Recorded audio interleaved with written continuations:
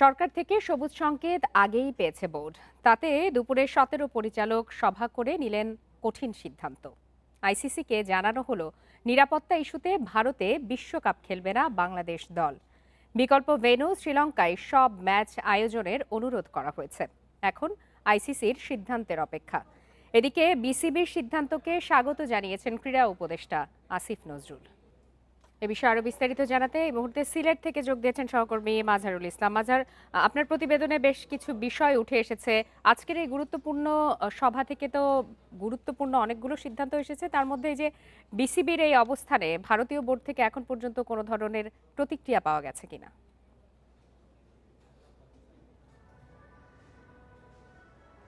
দেখুন, এটা তো ভারতীয় ক্রিকেট বোর্ডকে জানানো হয়নি, জানানো হয়েছে আইসিসিকে। ভারতীয় ক্রিকেট বোর্ডের সাথে বাংলাদেশ ক্রিকেট বোর্ডের কোনো যোগাযোগ হয়নি, হবেও না। হ্যাঁ, হতে পারতো যদি বাংলাদেশ ক্রিকেট বোর্ড একটা জবাব চেত যে কেন মুস্তাফিজকে এইভাবে বাদ দেওয়া হলো, কেন মুস্তাফিজকে রাখা গেল না, চেষ্টা করা হলো না, সেই বিষয়ে একটা আবেদন অথবা একটা লেটার ইস্যু করতে পারতো, সেটা করেনি। বাংলাদেশ ক্রিকেট বোর্ড সরাসরি আইসিসির কাছে যোগাযোগ করেছে এবং মুস্তাফিজের কি হয়েছে, নেওয়া হলো না কেন, নেওয়া গেল না কেন, সেই বিষয়ে না জিজ্ঞাসা করে, কারণ তাদের সাথে আইসিসি তো সম্পর্ক আবার নেই। আইসিসিকে জানানো হয়েছে মুস্তাফিজকে রাখতে পারেনি ভারতীয় ক্রিকেট বোর্ড বা আইপিএল, সেই কনসার্নটা জানিয়েছে যে ওখানে আসলে নিরাপত্তা শঙ্কা আছে, যারা বিশ্বকাপ খেলতে যাবে সেখানে নিরাপত্তা শঙ্কা থাকতে পারে, যারা কোচিং স্টাফ, তারকারা আছেন, সাংবাদিকরা যাবেন, সমর্থকরা যাবেন, সেই জন্য সেই শঙ্কা জানিয়ে বাংলাদেশ দল ভারতে খেলবে না সেটা জানিয়ে দিয়েছে। এই জন্য ভারতীয় ক্রিকেট বোর্ডের সাথে আসলে কোনো ধরনের যোগাযোগ হয়নি। হ্যাঁ, আপনি বলতে পারেন যে আইসিসির তো চেয়ারম্যান এখন জয় শাহ, যিনি ভারতীয় ক্রিকেট বোর্ডেরও বড় কর্মকর্তা এবং ভারতীয়, তো সেখান থেকে তারা সঠিক সিদ্ধান্ত জানাবে কিনা, কোনো রিয়াকশন দিয়েছে কিনা। আর ভারতীয় গণমাধ্যমে দেখছি, ভারতের তো বিভিন্ন এই জায়গায় ধরনের দেখছি। এই ধরনের যখন প্রতিক্রিয়া দেখানো হয় কোনো দেশ থেকে, সেক্ষেত্রে তো তারা নিজে থেকেও বিবৃতি দিতে পারে। সেই হিসাবেই প্রশ্নটি করা। আইসিসিকে চিঠি দেওয়া হয়েছে সেটি তো আমরা খবরেই জানাচ্ছিলাম।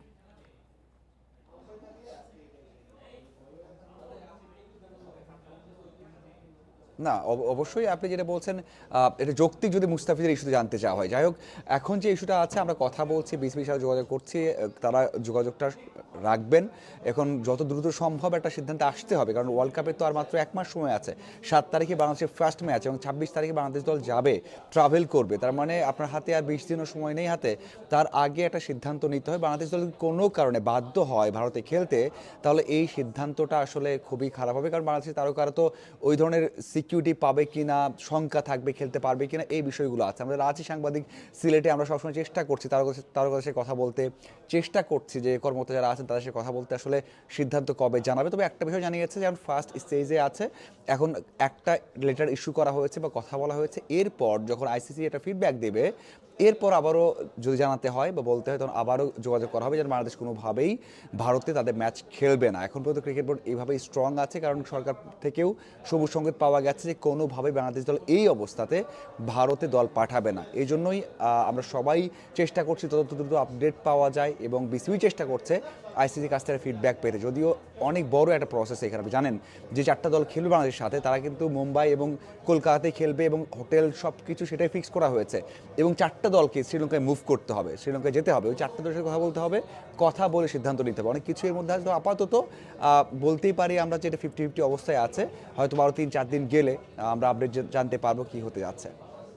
নিশ্চয়ই অনেকগুলো চ্যালেঞ্জ রয়েছে শ্রীলঙ্কায় ম্যাচ সরিয়ে নেওয়ার ক্ষেত্রে, কিন্তু এই ধরনের পরিস্থিতি কি এর আগে কখনো কোনো দেশের সাথে হয়েছে কিনা, এরকম নজির কি রয়েছে?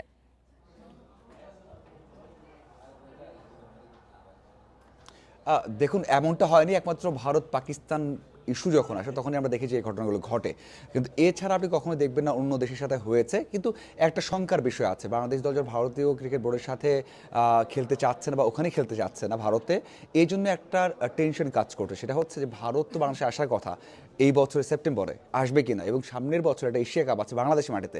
সেই সময় ভারত যদি না করে, তাহলে সেই এশিয়া কাপটা হবে কিনা, কারণ এশিয়া কাপের বর্তমান চ্যাম্পিয়ন ভারত, এবং ভারত ছাড়া এশিয়া কাপ আপনি চিন্তা করতে পারবেন না। সেই দিক থেকে যখন বাংলাদেশ দল বা বাংলাদেশ ক্রিকেট বোর্ড অথবা বাংলাদেশ সরকার পক্ষ থেকে বলা হচ্ছে যে একেবারে যাওয়া যাবে না, ভারত যদি এটাকে আবার নেগেটিভভাবে নেয়, যেমনটা পাকিস্তানের এগেনস্টে তারা নিয়েছে, যে পাকিস্তানের সাথে তারা খেলবে না নিরপেক্ষ ভেন্যু সারা, তো সেই বিষয়গুলো যে আসে, তাহলে অনেক কিছু শঙ্কায় পড়ে যাচ্ছে।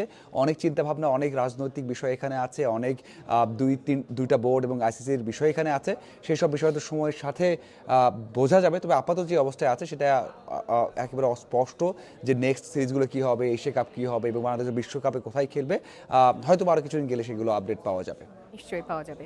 জি, মাঝারুল ইসলাম, আপনাকে অনেক ধন্যবাদ।